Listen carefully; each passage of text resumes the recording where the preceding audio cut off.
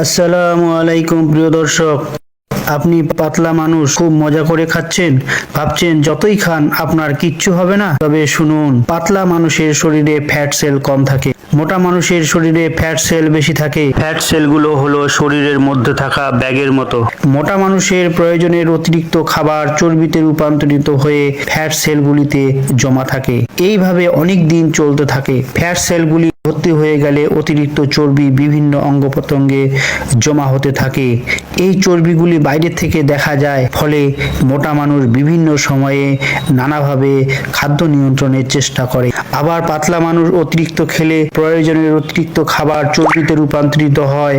জমা হওয়ার জন্য ফ্যাট সেল না থাকায় সরাসরি বিভিন্ন অঙ্গ প্রত্যঙ্গে জমা হতে থাকে। এই চর্বি বাইরে থেকে দেখা যায় না, ফলে পাতলা মানুষের খাদ্য নিয়ন্ত্রণের কোনো চেষ্টাই থাকে না। ক্রমে তারা বিভিন্ন মেটাবলিক